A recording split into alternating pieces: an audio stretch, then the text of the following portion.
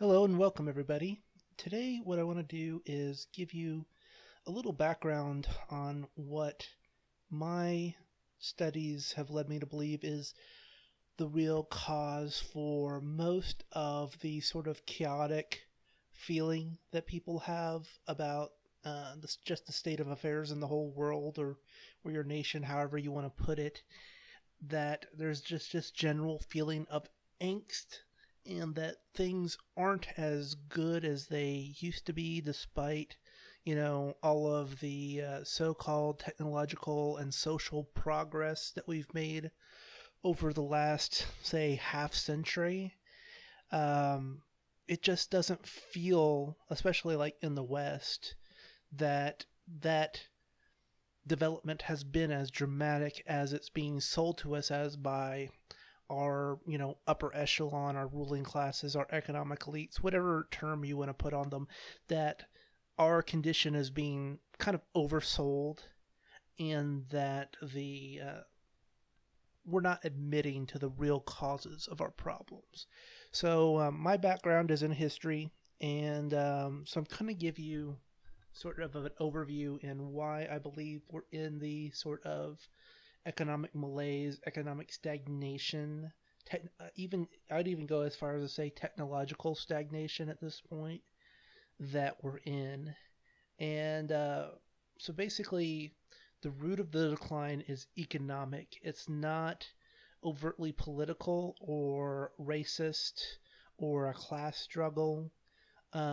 If you are coming from the background that, oh, I'm a minority and the reason why things are rough for me is because Whitey wakes up every morning and curls his cartoon villain mustache and thinks, how could I keep the blacks and minorities or women's or gays or trannies down? You're barking up the wrong tree. Fundamentally, that's kind of a cheap political offering that it costs absolutely nothing for a politician to get up and say, you know what's the cause of your problem is? It's not anything you're doing. It's not the condition of the physical world that we're in. It's because this guy over here in this rival political party is evil and racist, and he's the one that's the cause for all of your problems. If you are legitimately buying into any sort of line of hooey like that, you're doing yourself a disservice, first of all.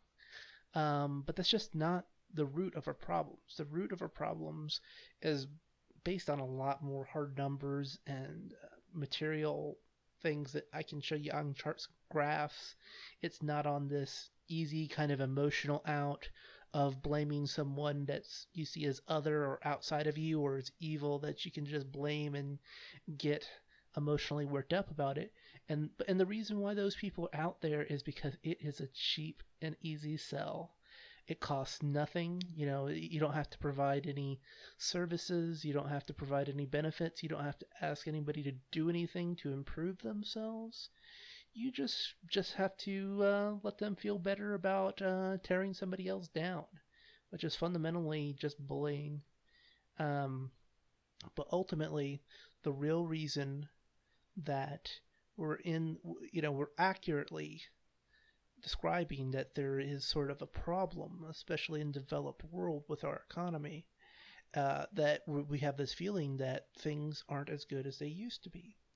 And the reason why we feel this is that the economy right after the Second World War was like a one-time economic anomaly, that it was a period of time with especially in the United States and some parts of Western Europe and that were getting rebuilt or weren't hurt quite as bad as other areas. That that economy at that period of time, with the energy resources that were available in friendly countries like in the United States, the amount of energy available per person that was hooked up to the economy, and the amount of people that were excluded from this for whatever reason they were excluded, say by communism which kind of limited the growth and the potential of individuals to access goods and resources because they were being controlled by totalitarian governments, or just because they were just so dramatically poor. The proportion of people that were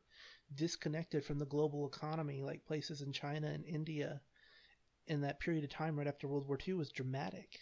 So the developed world was a much smaller place back then, and the available resources per person was dramatically higher back then. So the fact that your grandfather could say buy the average home for 2 years of his working life's income, whereas you're lucky if you can buy one with 20 or 30 years of your working income, and it requires two people to work to maintain that kind of house. I mean, that's the kind of economic disparity that we're in today, is that the amount of physical goods and resources available per person in that economy is actually less than it is now, even with the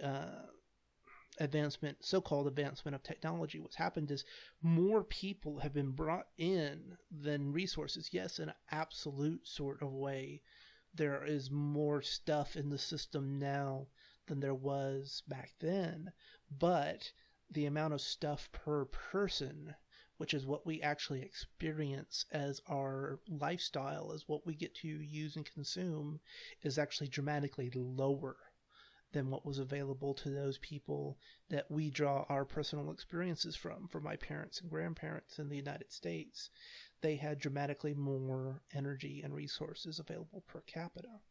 And this sort of peaked in the 1970s when you saw the energy crisis and the stagflation.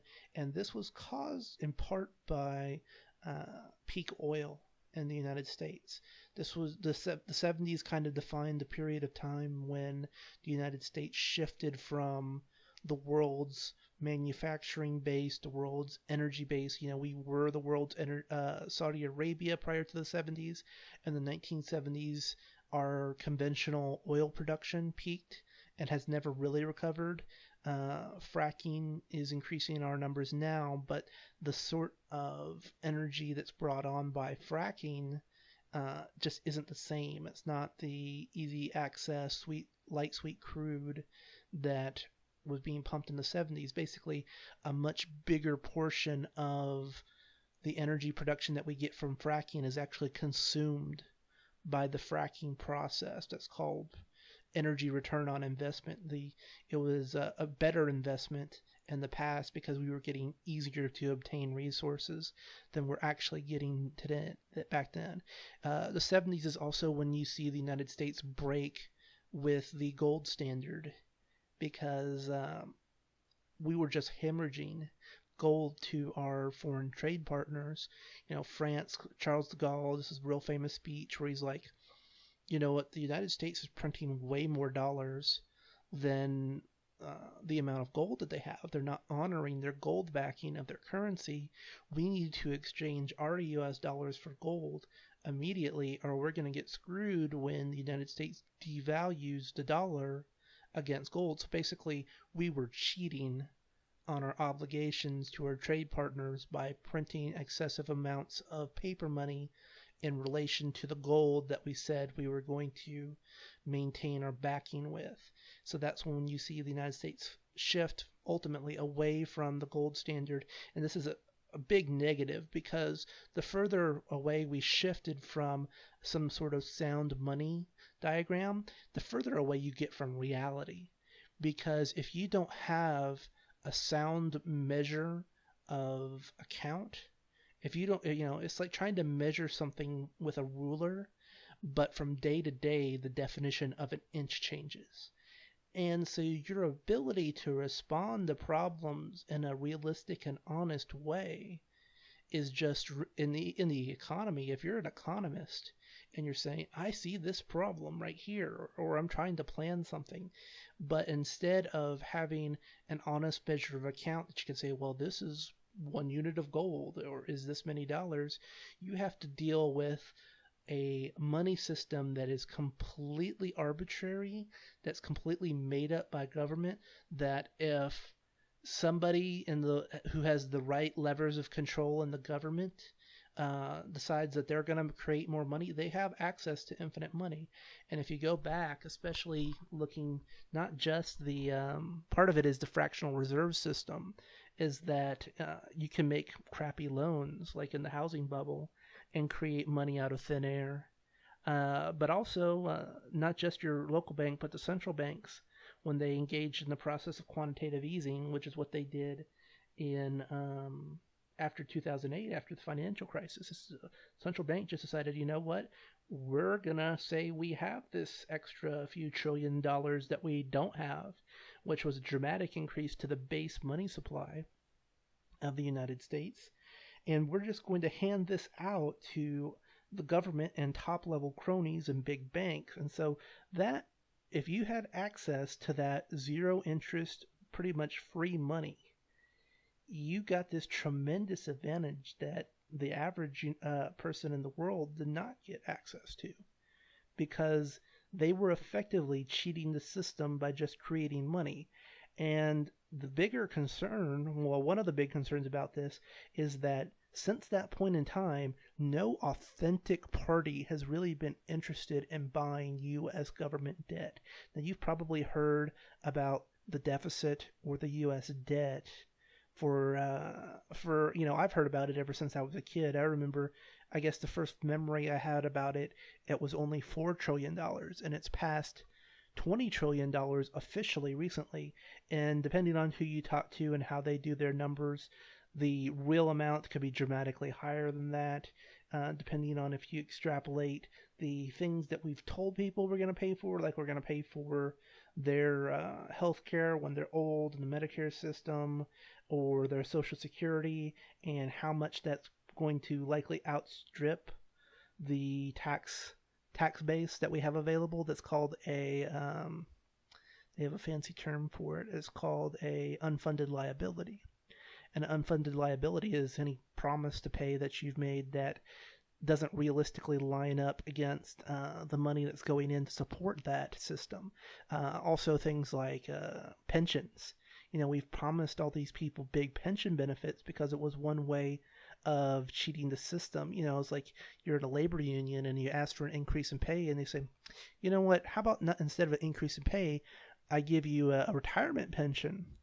But instead of actually funding that pension at the rate I'm supposed to, I'm making over-optimistic, assumptions about how your money is going to do in the markets, and I'm just not living up to those promises that I've made. So basically, you lose all connection to reality once you drop that gold standard. And the reason why we kind of got away with it before the 70s is we had all of that cheap and easy oil in the early industrial period, in that, since like the beginning of the 1900s up until the 70s, that was just the biggest thing that ever happened to humanity. I mean, you could argue with it against, the early industrial revolution with coal, but oil was just so much better than coal. We were able to kind of cheat on the gold standard a little bit, because what the gold standard does is forces you to respect energy consumption, because it costs energy to get gold. So in that time of real abundance of energy, of easily accessed energy, we could get away with cheating a little bit because we had such a tremendous amount of energy available. But as soon as that story started changing in the 70s, that's when the amount of energy per person on the planet actually started declining. And really, you can't, that's one of the biggest definitions of your lifestyle, of what kind of lifestyle can you expect, is how much available energy is there per person. And if that number is going down, you're either having to dramatically increase your efficiency, which, we've done in some areas, but that really hasn't kept up with the decline. And that's why you're seeing, you can buy a tremendously fast computer, but if you want something that exists in the real world, like a car or a house or anything like that, you've seen the price go up dramatically, because the sort of technological advances that we're getting are not keeping up with uh, just not providing material things. They're providing things like iPods and Facebooks, which provide entertainment and distraction and maybe increased information sharing, but they don't actually at the end of the day feed anybody or clothe anybody or build anybody a house. We're just not getting that sort of benefit from our technology that we used to. Now, another thing that starts happening after the 70s is we start getting larger pieces of the third world that were formerly disconnected, and this is primarily places like China and India, but other small places elsewhere. These places start getting integrated into the global economy. So the Chinese come off of their hard angle of communism, and now you get kind of this soft authoritarian capitalism in China, and India kind of has a planned economy, but kind of in areas joins the the greater economy of the world. So now you've got all of these competitors that want a piece of this declining energy pie, which at the end of the day defines your lifestyle. Now I'm not gonna come up here and say these are all these people that are causing your problems. No, it's just that the value that they're bringing to the system and for themselves is dragging down the average that the developed world had experienced prior to this time. So from our perspective, their entrance into the system, which is legitimate, I mean, are you going to say somebody else doesn't have a right to work for themselves? I'm not going to go and make that statement. But for the fact that they're willing to work for less and do more for less is lowering the value of labor, which is lowering the average person in the world's ability to experience equality living standards. Those are going down for the people that were in the West. They're still going up for the people that are in those countries because they're coming into a more efficient system than they were in the past. But that's another element that, especially after the 70s, you get brought into that system. And the big problem, I've listed all of these problems, and so you're wondering, well, why can't we do something to address these problems? Why can't our politicians do something that's intelligent and realistic to maybe solve or mitigate some of these problems that we're experiencing? Well, it's because no politician can really affect the sort of problems that we're having. A politician can't uh, create a new oil well through an act of Congress. You can't generate real energy returns from our environment just by command. And you can say, well, what about alternative energy sources? What about solar panels or windmills or something like that? And yes, these are all neat things that we're going to probably have to rely on, but they just aren't when you crunch the numbers and look at the sort of energy returns we got from cheap oil back in the early 1900s. From we're talking about an energy return of 100 to 1. And even if we're using optimistic numbers about wind power might be 20 to 1. So it's a fifth as good as the energy returns we were getting in the early oil period. Um, so basically, uh, if a politician gets up there and tells the truth and says, "Hey, guess what, people? Your life is going to be worse than previous generations' lives because our science is stagnant and can't produce a level of energy on a per capita basis that your parents and grandparents were enjoying."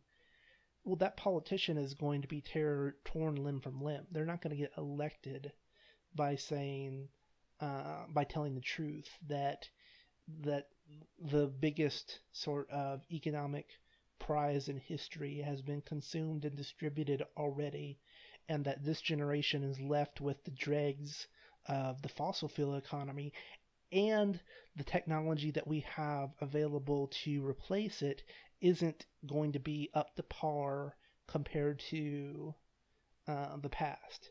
You can get up there and make a bunch of promises about the promise of wind power or solar or anything else, but unless there's something that's fundamentally different than what we've had, like they're hiding fusion power or they're hiding some sort of black technology, depending on who you talk to on the internet, and you might think these people are crackpots, that there's this whole black budget and black economy, which just means secret economy, and that there's these groups of people working on secret projects and they've got advanced technology um, that they don't share with the rest of the population.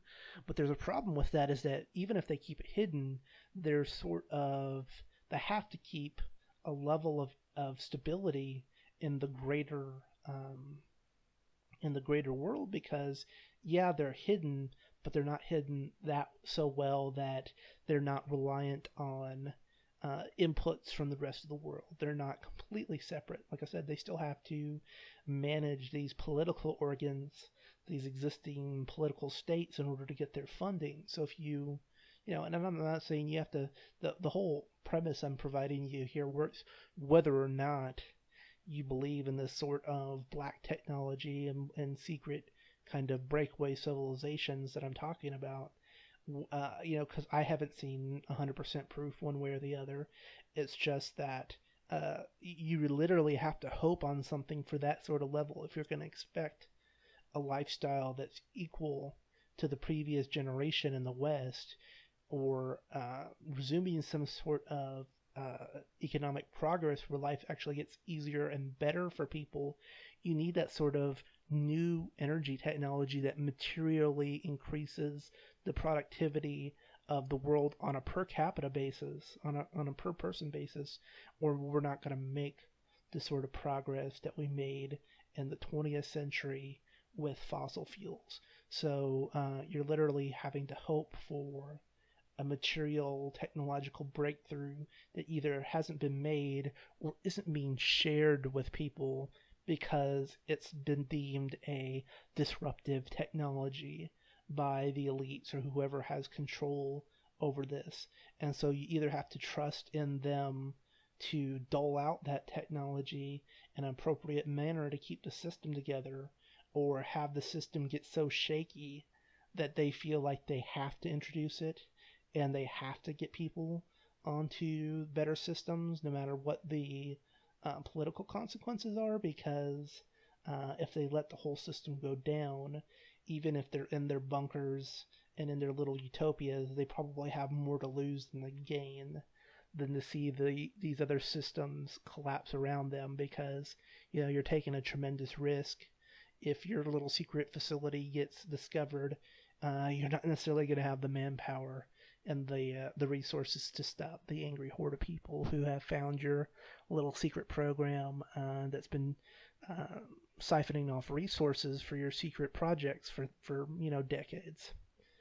But fundamentally, fiat money, like I said, the lack of any kind of honorable measure of account. We are not dealing with real numbers when any politician talks about the debt or deficit, about trade gaps. They're always kicking the can. They're never saying, or they're never bringing back the system to a more stable system.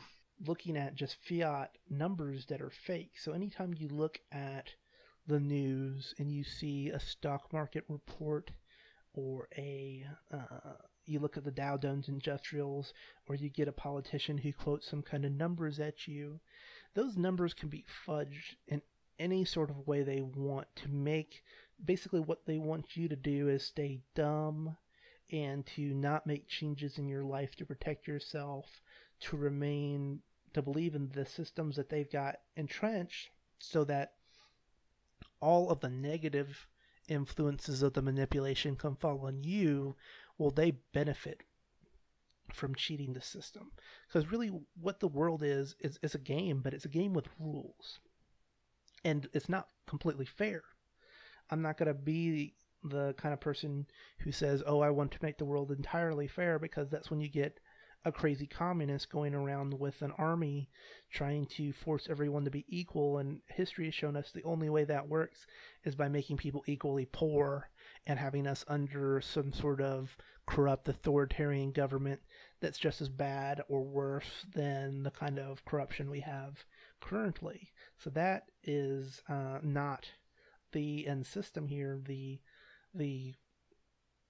the real issue is that we're not measuring the problems properly, and that's why so many people are still, even if they feel like there's a problem, they either can't grasp that problem or they've been misdirected into saying, oh, the problem is racism, or oh, the problem is, this other group of people stealing your jobs. I mean, there's a certain degree of truth to that, but it's not the real root of the problem. The real root of the problem, which no politician can say, is we had a one-time big run, and that is over. And that was called easy to access cheap oil. And unless we get something on that level or greater, we're never going to get that again.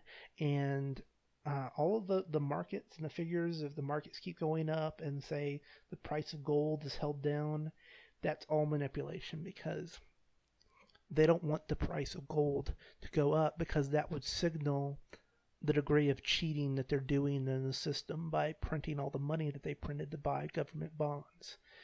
We're talking about huge amounts of money here. And if gold started going up in the markets to reflect that, then you would never, the system would collapse. People would lose faith in the dollar, and this whole system would be over. And that still may happen at some point. But what the government and the people in control of the systems and the central banks have been doing is they have infinite money, right? And the big banks and the big trading firms are actually part of the Federal Reserve. It's actually a private central bank made up of the other banks. So these traders in the market effectively have access to infinite money. And if you have access to infinite money, what you can do is, if gold gets a little bit toppy in the markets, you wait until it's about 3 a.m. in the morning. Everybody in America is asleep. Everybody in Europe hasn't woken up yet. It's not officially trading time in Europe or Asia yet. It hasn't started in Japan or China. Right, think about that big gap in the middle of the ocean when it's daytime there and it's not quite daytime anywhere else. That's when they get into the electronic markets. They get up in that period of time right there. They have infinite money. Almost no one else is trading gold at that moment of time. Very low volume is a technical term for it. And they come in and they dump futures contracts. A futures contract is a promise to pay in the provide something in the future, and that's how gold is traded right now. And it's really not a good system, because if you look on the fine details on the COMEX, which is where they trade the gold futures, it doesn't say they have to provide the gold. It says, well, you can just pay the value of the contract.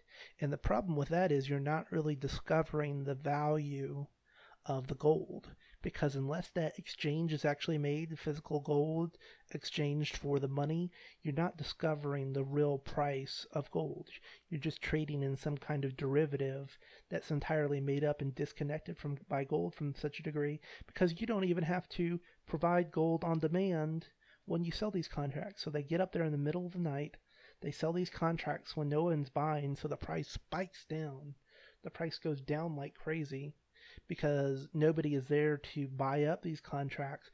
But what does happen is these banks know sometimes people put on an order called a stop loss. And a stop loss is something that if a stock or a bond or really just anything goes down in too much value, you have your computer set up or your trading desk set up to tell them to go ahead and sell this if this price goes down too much. Because, I want to hold on to it right now, but if it goes down 10% or 2% or whatever, I don't want to lose any more, so let's go ahead and get out of it. So what they do is they just slam They know the banks have all the inside information. They can see exactly, they are the trading companies, right? So they have all the information on where these people have these stop losses put in. So they catch these people in the middle of the night when it only takes nobody else is there to get in your way to buy before it's too late, and they sell them. They don't care. Like I said, they're not actually going to provide the gold. So they're not really worried about that. They have infinite money and they don't care about having to settle a contract because the rules say they don't have to settle a contract in gold. So they dump them in the middle of the night. They trip all of these automatic trades and they get people to sell more. So you get this cascading down, down, down, down. And then once they're done selling and they've tripped all of these automatic sells, these stop losses, once it gets down to the bottom, they cover. They cover their losses because they've already tricked you, all these people with stop losses, out of their positions. And they cover their positions, and now all those people are screwed, and they are completely free and clear. And they had no risk to begin with because whose money were they operating with? They were operating with funny money from the begin with, so they risk nothing, and they gain by this system that they have in place. And so the whole kind of point of this was to explain that I just don't want people to feel like they need to attack their fellow man. Is that there are legitimate, real reasons that the average politician is never going to explain to you about these problems because these politicians are always in that top echelon. They have control of those printing presses that can make infinite money. And as long as those printing presses are making infinite money and distributing it to their friends and their cronies and their sort of little elite circle, hey, the top whatever percent is doing great. Yeah, there's been economic growth in the West, but almost all of it has gone to those very few people at the top. And that's why that system that provides them with just infinite money at demand is set up at the expense of everybody else who works and earns wages in dollars, in the U.S. dollars or any other paper currency.